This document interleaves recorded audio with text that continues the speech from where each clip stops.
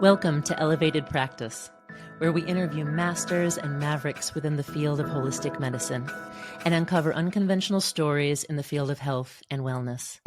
I'm your host, Gretchen Badami, and every episode I'll be interviewing clinicians, scholars, entrepreneurs, and educators who share their wisdom and ideas with you. Are you ready to elevate your practice? Let's begin today's episode.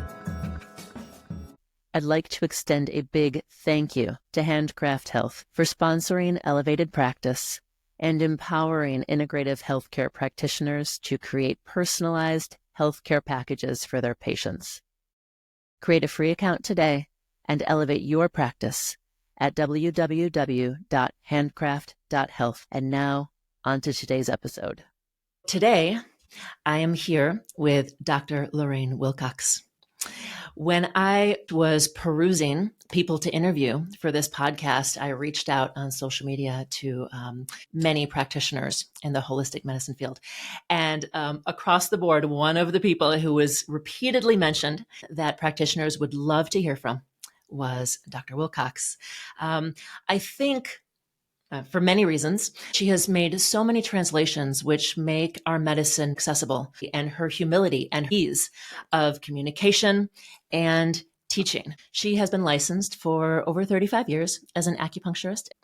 She has her PhD in classical Chinese medicine and is self-taught in Chinese. She did her dissertation on moxibustion in the Ming Dynasty, and she has been teaching in universities and colleges since 1990. She also teaches continuing education classes, both in person and online. She has authored and translated at least 10 books that I'm aware of, maybe more. I was looking at a few snippets online and quotes of yours, Lorraine. And you've mentioned yourself as a clinical anthropologist, researching and reviving Chinese medicine. I love that phrase. And as we talk today about things that you've translated and medicinals that you've made and studied, I think that that phrase will come to people's mind as we discuss some of your areas of focus. Welcome. Thank you, Gretchen. Thank you for having me here. Thank you for inviting me. Good to see you. For those of you who are listening, I've known Lorraine for a long time. Initially, I got to know her as her student at Emperor's College. And then as I've been teaching at the college for a decade, we've been colleagues, friends, and she continues to be a mentor. I've asked you lots of clinical questions throughout the years, and I admire you very much. So thank you for coming on here today to talk. It's my pleasure. As we talk about your history, I think that our listeners would love to know a little bit about what brought you to this medicine. How did you become interested in classical and traditional Chinese medicine, and through that, herbology and acupuncture? Where did that interest begin? It's not really a very interesting story, but I moved to Los Angeles in 1983, and I instantly hated it because I came from a real city, Washington, D.C. Well, I had been living there for 10 years, and I just hated how spread out it was, and there's no public transportation, and you meet somebody you want to be friends with, and you find out that they live on the other side of the universe, and so it's not practical to be friends. And I had gotten to dislike my job, and I always liked learning things, and so I was looking around for schools to go to, and it's like, wow, they have schools of acupuncture here? That's pretty neat. That's strange, and I always like strange and weird, so I just took a class. I had never had a treatment. I had never taken Chinese herbs. I had never had any interest in it. And I took like the basic theories class or fundamentals class, just, at night after work. I fell in love from the first class. So I just kept doing it. And I didn't even feel like, I wanted to practice. I just wanted something to occupy my mind. Mm-hmm. I finished the program. You finished the program, and then you went on to do many things with this medicine. Initially, it sounds like starting off as a clinician and working in LA, and then your interests shifted more towards scholarly research and translations, I'm wondering how you taught yourself Chinese and then shifted your interests into reviving old texts and old medicinals. So I don't understand humans. And so being a clinician is kind of hard to interact with humans. I mean, I've always been a book person. I've always read. I've always been interested in words and etymology and so forth. And at some point, I kind of got bored with Chinese medicine because back then there were very few English books, and I felt like, okay, I've conquered this enough. And so I started studying with a feng shui teacher from Hong Kong, and he wanted to teach a class, but he didn't really know how to put certain things into English, like the names of stars in Chinese astrology. And I said, "Oh, I can help." I mean, what he basically wanted was the pinyin, even though he didn't know that's what he wanted. I was used to Chinese herbs, learning the herbs by their pinyin name, and so I bought a Chinese to English dictionary and I figured out how to look up words in it. And I just got the pinyin for all of the names of more than 100 stars. I tried to translate the names, and from that, I just started trying to translate mostly feng shui and astrology related stuff, but I didn't have grammar. And so I could know different nouns and different verbs, but I didn't know who did what to whom without the grammar, right? So that was the start of it, just me fumbling my way, in the evening rather than watching TV or doing crossword puzzles. After a while, I started to try with Chinese medicines, and that's when I fell in love with Chinese medicine a second time. And from that point on, it's lasted. You made it real for you in a way that maybe clinical practice didn't, but then finding and discovering and exploring these old texts sounds like it really hit a chord with you. Yeah, somehow it spoke to me more than living humans. And then through that, you did a deep dive into moxibustion around the time of your dissertation. I have two of your books right here that I have referred to often in my practice, and then even I had the good fortune of being able to take a moxibustion class with you also while I was doing my master's. And so, how did you end up at first getting interested in moxibustion? So when I went to school, all they used was stinky moxa sticks. And, in the books I'd seen, there's this thing, indirect moxa, but I never once saw it used when I was in school. And so when I was looking for something to write about in my dissertation, one of the things I thought is, let's see what Chinese medicine says about moxa besides stinky moxa sticks. I was really surprised at how much literature there was on it and how revered it was in the past, rather than people groaning, "Oh, do I have to do moxa?" And how many techniques there were, and how many things that it was even the primary treatment for. I tend to get obsessed with something and fall down a rabbit hole. And so that was one of the first rabbit holes. That had been enough years that I had gotten better at translation. I'm not saying I was good, but I was better at translation by that point. And those two books then you wrote, and I can only speak for myself as someone who is educated in America and a native English speaker. What I can say is that for those of us who are native English speakers educated in the United States, your moxibustion books are the magnum opus for us, and have really brought so much accessibility to us practitioners. So we're very grateful for those. And then when I was looking up information about you before this interview, and I knew this, but I didn't know all of the details, you've published many translations in the recent years, miscellaneous records of a female doctor, an outline of female medicine. I thought this was amazing to see some of the work that you've done regarding women raising the dead and returning life. So you've done many translations, and how has becoming a translator of this medicine informed your scholarship over the past few years?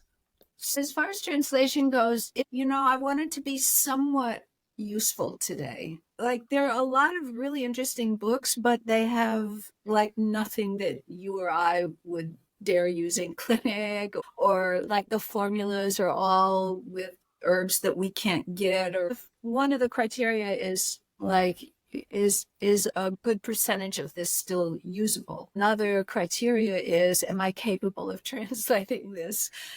Because if a book is really theoretical, that's so much harder than if it's about herbal formulas or point indication. Do I like the information in the book? Does it interest me? And then I do have a taste for strange things. So, for example, Raising the Dead and Returning Life has a lot of strange stuff in it as well as usable stuff. It's kind of a mixture. The publisher and me, we picked and chose passages from a much longer book, and those were the criteria. It had to be interesting, usable, and or strange, but no harm to animals and stuff like that. As I was looking at these books, and then I was looking at the description of some of them, many of these formulas in these books are still, relevant today and able to be used, and don't have an abundance of toxic materials. And actually, I was speaking last night with my husband, who he actually took a class of yours once long ago, telling him how amazing I thought it was when I saw the miscellaneous records of a female doctor, that here you have someone who, back in the Ming Dynasty in the 1500s, I don't know how many female doctors there were at that time, but certainly their notes were not written down and handed down through posterity. We just don't have a lot of this information today. And so to bring something like this back to life and to make this accessible for clinicians today, to see how someone as a woman was treating patients and treating female disorders, was just very inspiring to me. And I just wanted to thank you for doing something like that and bringing that to life. And speaking of bringing it to life, then this author, Lisa C., who writes a lot of books about Chinese women, she wrote a novel about Tan Yun-shen's life, this woman doctor, and that's recently come out, and I think it's just now out in paperback. Talk about bringing it to life. I kind of brought her words out, and then Lisa made a story around it. It's not, it is fiction, so she had to supply a lot of stuff. And since I am a Chinese doctor, when I read, there are a few things, I wish it was a little bit different, because Lisa C is not a Chinese doctor. But all in all, it's a great read. It's fun. It really does bring her to life at a whole new level. That is amazing. Her name is Lisa S.E.E. She wrote some books like Peony in Love and Snowflower and the Secret Fan. And I, really liked those books when I read them. I should read them again. What is the name of the fiction novel that she wrote that's based off of your translation? Lady Tan's Circle of Women. I bet a lot of our listeners will be interested in that, and I will probably go out and order that book now myself.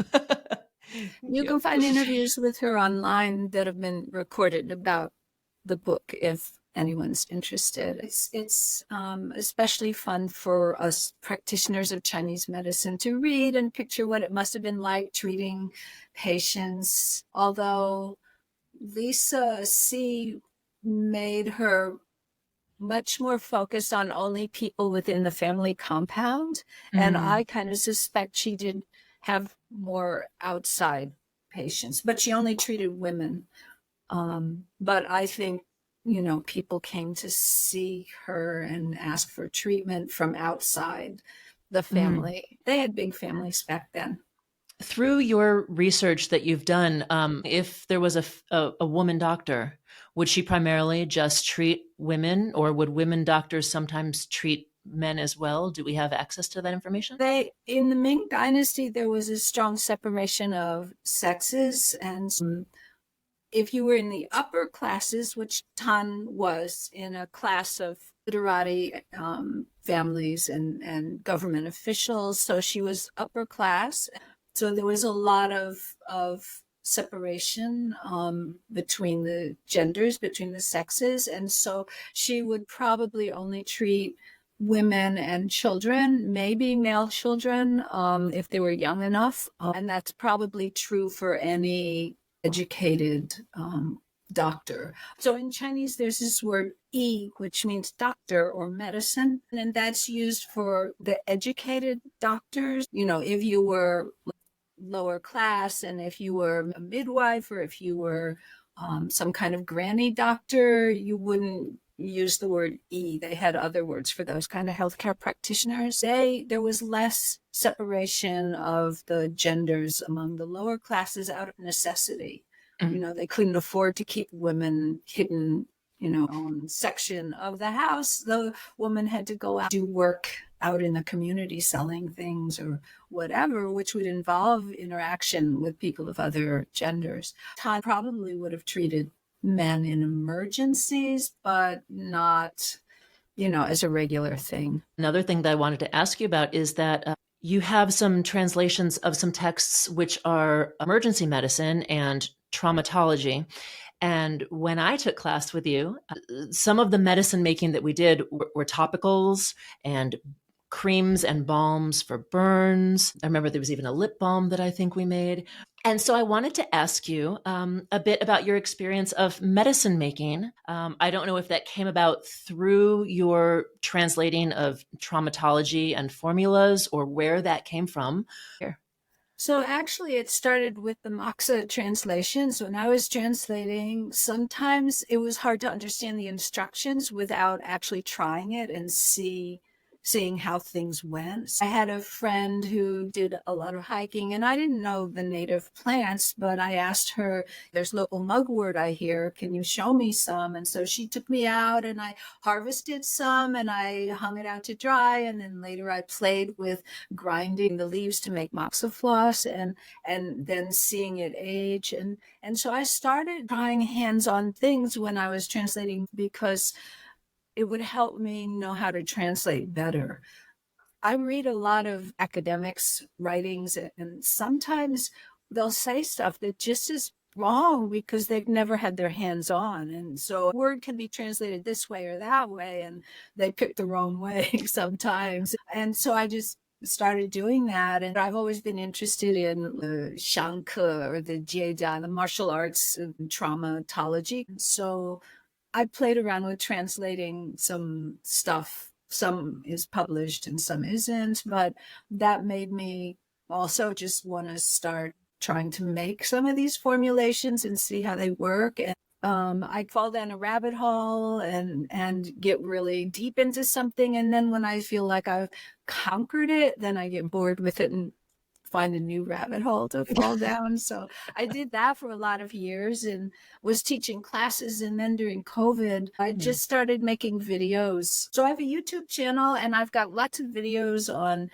how to make ointments, how to make plasters, how to make liniments, how to make, all kinds of things. I've got, some videos about the I Ching, the Book of Changes. I've got a bunch of videos on different topics, but there's a lot of medicine making videos on the YouTube channel if somebody's interested. I know I follow you on Facebook. You have a medicine making page. For anyone who wants to find you on YouTube, do they just Google your name or Just how do they Google find my your name? Okay. And I know that also you have a number of CEUs that are on some of the CEU platforms as well, where you teach medicine making. I did a few about medicine making. Of course, that would be better in person. But if you're highly motivated, you can learn from a video. Yeah. And if you have the background knowledge of Chinese herbs.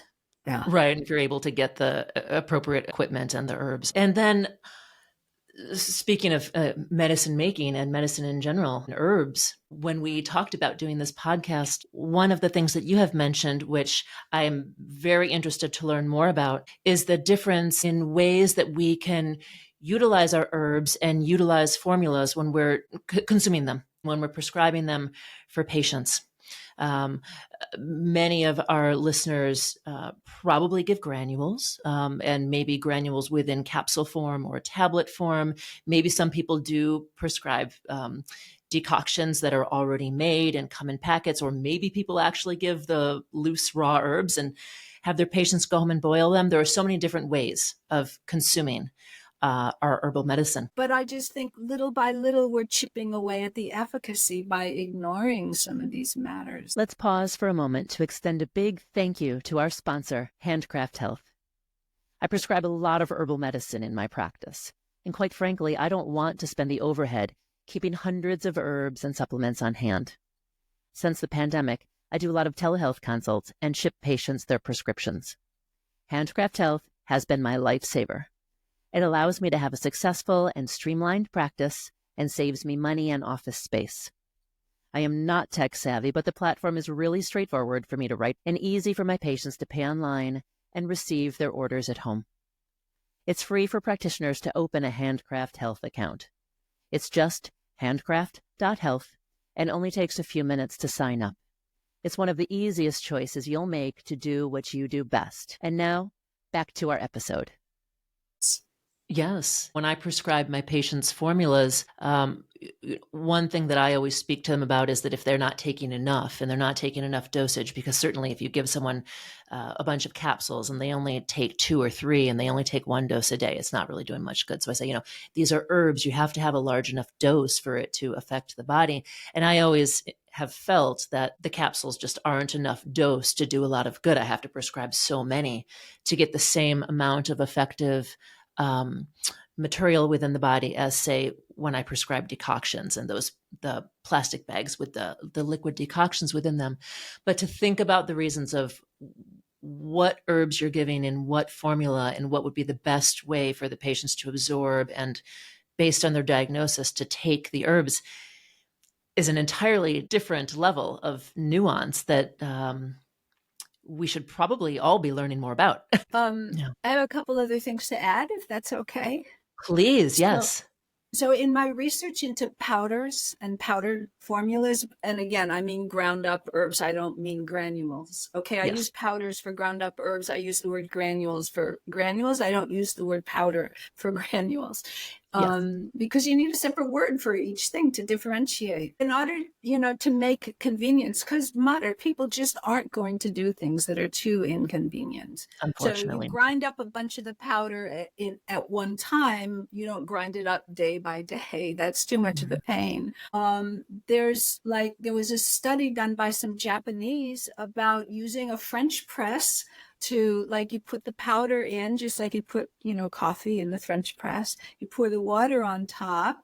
You stir it for 20 seconds. They said the results were much better if it was stirred for 20 seconds. And then it steeps for 4 minutes. And then you press and pour off the top. And there's a tiny bit of sludge in the bottom, just like when you do French press coffee. There's some grounds in the bottom a little bit. Mm-hmm. At least when I do it, that's what happens. In this study, they found they use certain marker chemicals for particular herbs like huangqin and ma huang and stuff like that. And they found that 4 minutes of steeping as a powder in a French press had the same or greater of those marker compounds than boiling those herbs in water for a certain period of time. You can buy little, very small French presses. I have a couple of them. You could sell those to patients and have them just make it if they can make French press coffee or some other kind of fancy coffee, then they could make herbs this way. But of course, not every formula was made to be powdered. And then there is the issue, who's going to do the grinding? Do you have a grinder in your clinic? Grinding is a pain. Some other people, especially Julianne Nugent-Head, has been talking about a thermos method. I don't know, they may not be the original ones, but that's where I first heard about it. And, it works really well. You'd put the amount of powder in the thermos, or it could be raw herbs, but powder has more surface area. If we're talking Western thought, you pour the hot water on top and then you let it sit overnight, not just 4 minutes, but overnight. And you can make enough for a couple of doses in one day. You don't have to just do 1 dose at a time. And that seems to work really well too, but then you have to strain it. So you can use some kind of coffee filter or something to strain it. So that's another thing that's relatively convenient. Maybe it's not It as is convenient as yeah. granules, but it's still relatively convenient. Yeah. If if you're able to take that extra step in your clinic of either putting together the raw herbs or grinding it into a powder and then giving it that way to a patient, it seems actually quite easy for them to just boil the water and steep it overnight. Since we spoke, I actually looked at some of those videos myself that you had mentioned with the thermos method. And am eager to try that myself with some of our herbs.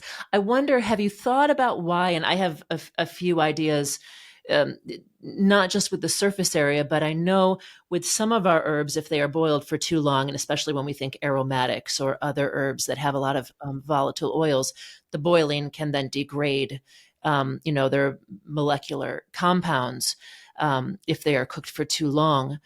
That's my thought with some of these herbs if they are overboiled. Do you have any other thoughts on why, historically we learn to decoct and the general amount of time is for 30 minutes to be, boiled and then simmered? Why this thermos method or French press method may actually prove itself to be more effective in terms of the active ingredients? Well, they didn't have thermos or French press to try it before, but some of the powder formulas you would just pour the hot water on and then let it steep and then drink it. So, it's a little more convenient with the French press to get most of the grounds down to the bottom. So that method is pretty similar, except you're just using the contraption to strain it. I would question, you said, the traditional method is 30 minutes. It's like, well, who says that's the traditional method? That's what you learned in school, but they didn't have clocks in the old days, so they couldn't have said 30 minutes. Right. Generally, what the formulas say is that boil it down to 70% or something like that. So if you have this much water, you boil it until it's 70% of the volume, or 60% or 50% or 80%, so different recipes would have different things, but they didn't measure by time because they didn't have clocks. And so the French press would be perfect for aromatic herbs because you're Yeah. not boiling the herbs. Yeah. For a lot of the formulas, you're supposed to have fresh ginger, or like with Xiaoyao-san, not only fresh ginger, but wohua peppermint, Hmm. or sometimes, a datzao, or, the date or something like that. So you have to decide, like, will your patient, if they will do the French press method, but will they add some fresh ginger? And if not, what do you do? And I know there's somebody named Aaron Evans, I think is his name, and he says that his teacher, Huang Huang, just puts dried ginger in. He's given up on trying even to get Chinese patients to put fresh ginger in, so he just puts dried ginger in. But that's a question you have to, decide if you're going to use these kind of methods. Right. Um, What sort of compliance will your patient actually have? Right. yeah, yeah. Right. So Wow, there's a lot of food for thought here.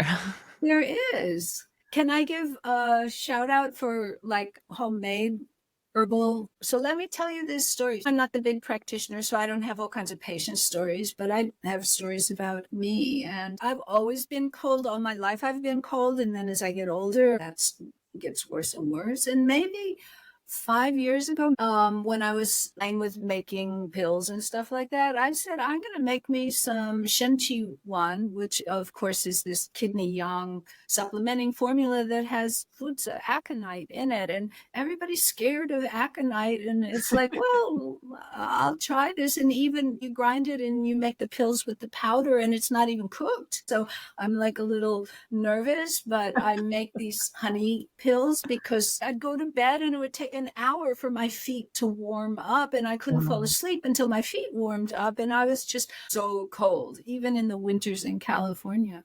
So I took it for um, 10 days, this homemade Shenchiwan. And at 10 days, I started to get a little bit of hot flashes, which I don't normally get. So I stopped and I thought I can take, more doses if I need it later, but, let's take some time off.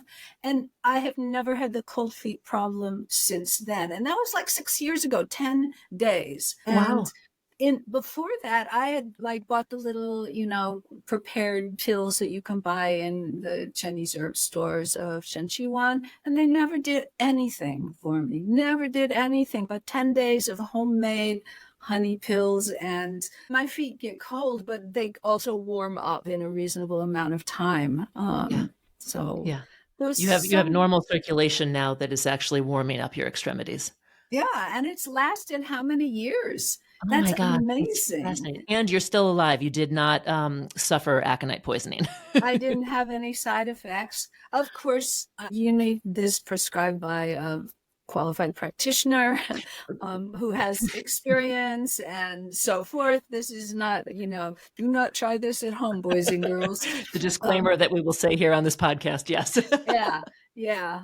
I'm just saying that when I take homemade, home prepared medicines, they work so much better than anything I've ever bought in a store. Oh, I hope that after listening to this, a lot of our practitioners here will take this as some inspiration to go home and play around maybe a little bit more with the herbs, try them on themselves, maybe try some of the different forms that we've spoke about here of taking the medicine, and then hopefully bring that into the clinic to prescribe for their patients as well. We are getting close to wrapping up.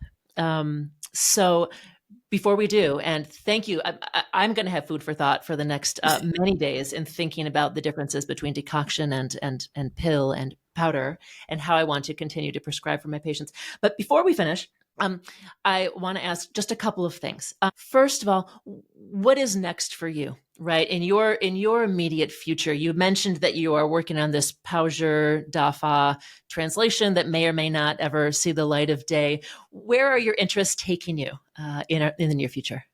You had spoken about the differences between, let's say, a decoction and a pill and a tablet. I would love to hear more about that. I'm sure that many of our listeners have preferences, but may not know what the preferred reasons for prescribing one method over another is. So as a jumping off point, anywhere you would like to start with that, I would love to hear more. When I was a student, I always wondered, why is this formula Xiaoyao San and not Tong?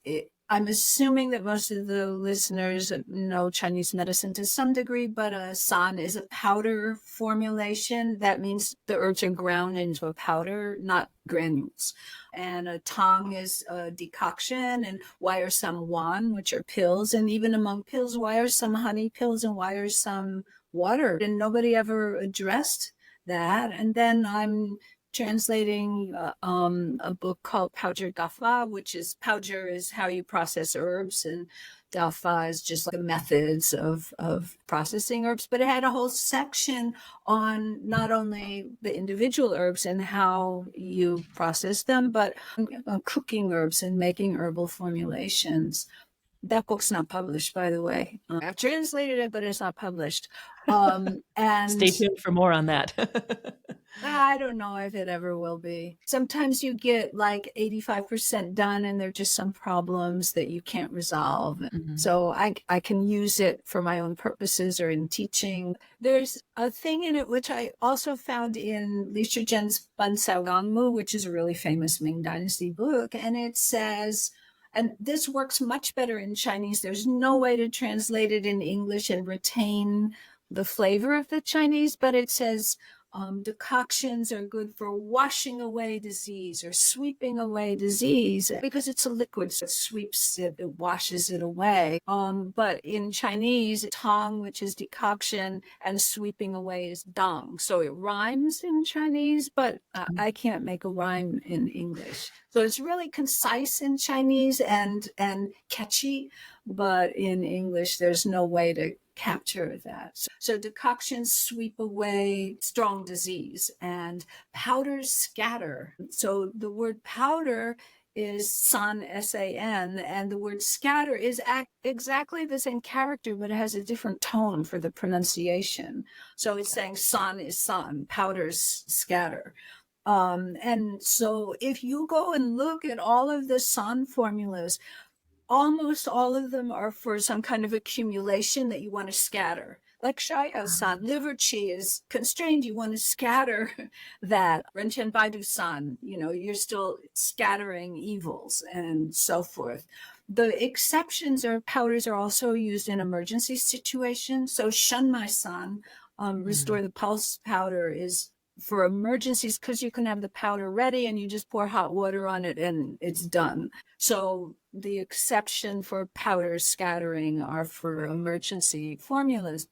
And then it says pills are slow and gentle. It's like Juan is Juan. And this word Juan means both slow and gentle. It's like Juan Mai, the moderate pulse. That's telling us that for acute things, you're probably not going to take pills for the most part. There's some exceptions again because pills can be prepared in advance, but you'll take them more for chronic because they're slow and gentle. So that's the first thing. And that totally blew me away when I looked at all the state board formulas or all the formulas on the national list of formulas. And you look at powders, you see all of them have some aspect of dispersing something that's accumulated, scattering evils or something.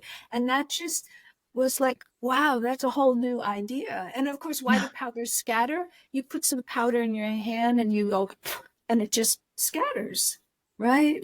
Then another thing that I came across is that honey pills, I'm paraphrasing this, I'm not trying to quote, but honey pills are big and heavy, so they tend to go to the lower jiao. And if you look at most recipes that were originally made as honey pills, they go to the lower jiao, like Shenqi Wan or Luwei Dihuang Wan go to the lower jiao because they're heavy, so they fall deep. And then water pills are smaller. Honey pills you can chew, so they're bigger because you can chew them up. Water pills you can't chew, you have to swallow them, so they're much smaller. And they tend to go maybe to the middle jiao, like Baohe Wan is the middle jiao thing. And it's a water pill originally.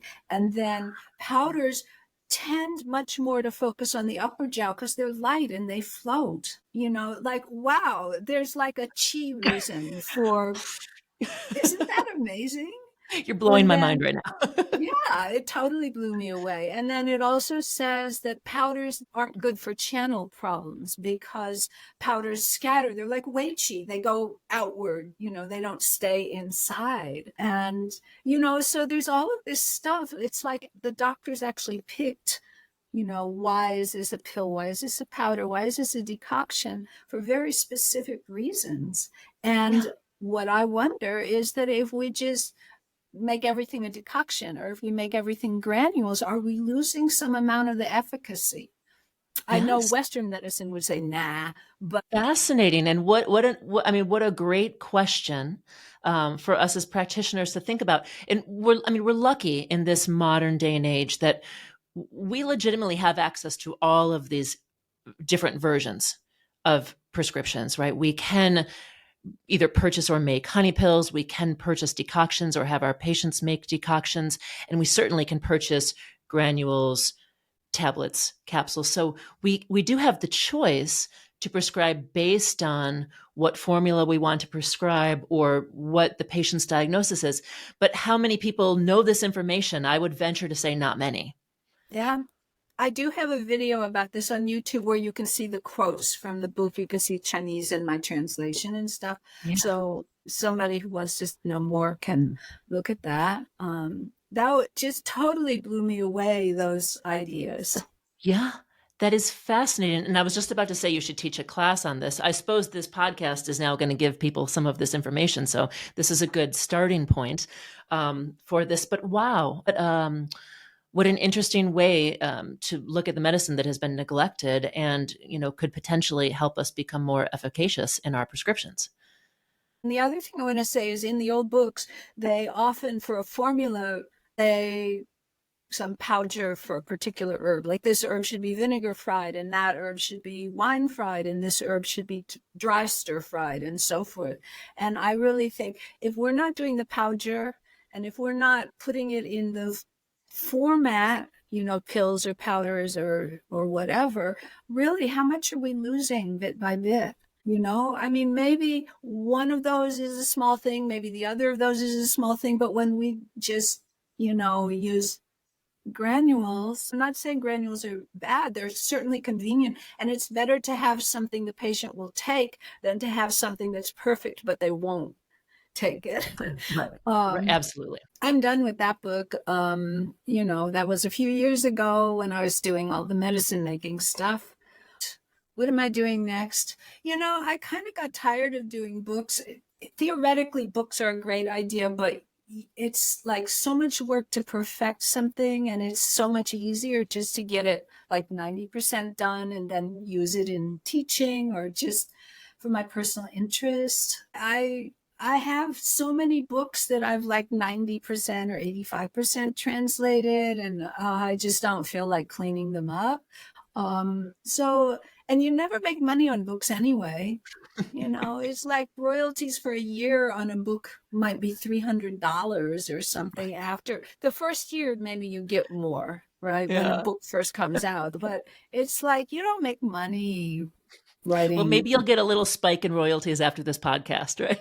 Yeah, maybe. I got a spike after Lisa C's book came out, and then Miscellaneous Records had a pretty big spike. So I guess some people got interested in that.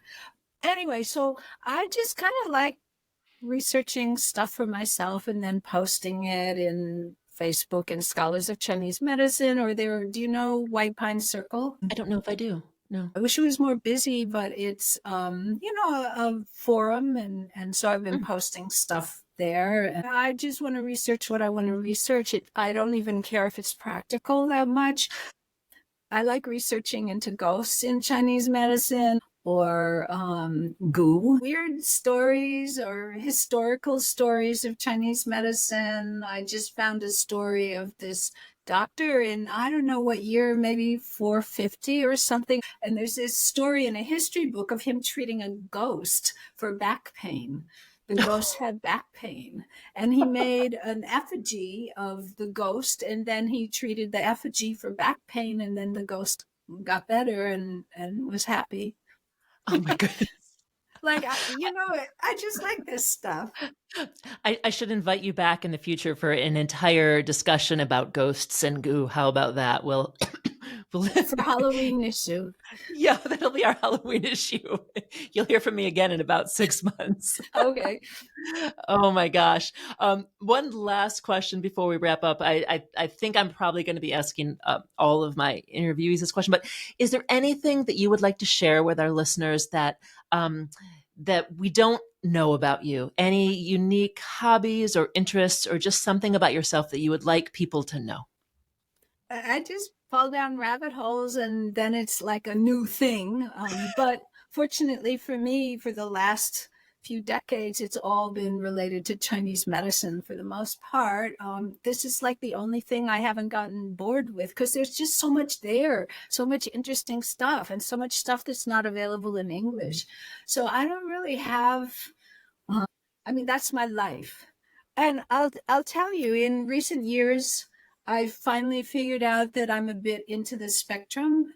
And so I have this ability to just like focus. Yeah. And so it's my superpower, but it's also my kryptonite because remember, I don't get humans.